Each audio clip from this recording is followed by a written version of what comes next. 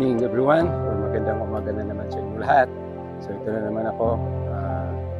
Ito ang gagawin ko na bonsai materials. Kung it look like imingo yung puno or yung dahon, pero hindi ito mangga. Para lang mangga tingnan.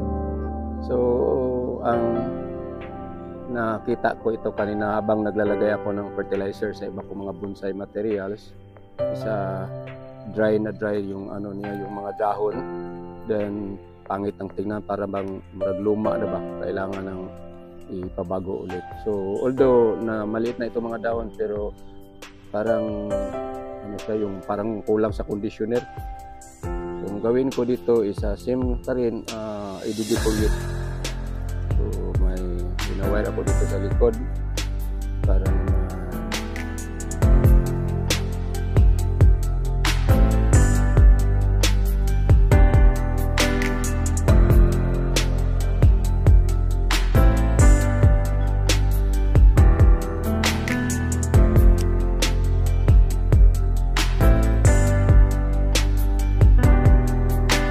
malapis na ako matapos sa pagtanggal ng dahon. So ito palang style na ginawa ko. This is an old style of making bonsai.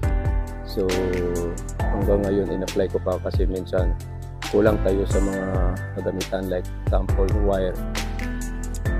Kung wala tayong wire na makatukma sa mga sanga niya, so ang gawin na lang natin is hihilain na lang natin mga tali yung sanga.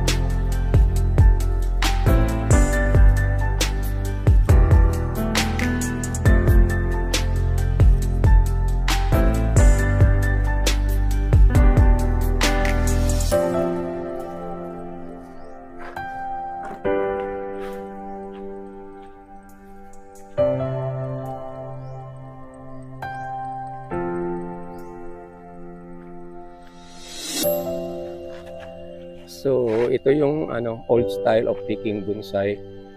May papakita ko sa inyo. Kita mo ito. Yan. So wala na tayong wire na magagamit or para i-bend ito. Wala tayong malaking wire. So ang ginawa ko, linagyan ko ng itong hose, tukon, para hindi dumikit ito dito sa kabila, humiwalay siya. Then sa old style din, yun ang mostly ginagamit nila is banting. Using this minsan lang tayo na wala na tawag yun. Hindi na po nagamit ng yung wire, kasi walang wire na tumutukma. In fact, I'm using this wire. Kung makikita ninyo yung wire sobrang laki compared to the sanga, so hindi magmamatch kasi may mga sukat-sukat din yun. So itong klase na bonsai or bonsai na ginawa ko, it's an old style of making ang sistema, old style of making bonsai. Lagyan ko na ng mga tukon-tukon at saka tali-tali. So yun lang for this morning. Ito lang masishare ko about my bonsai materials na parang mangga pero hindi ito mangga. So again, maraming salamat sa panonood. God bless you all. Have a nice morning ahead of you. Bye-bye.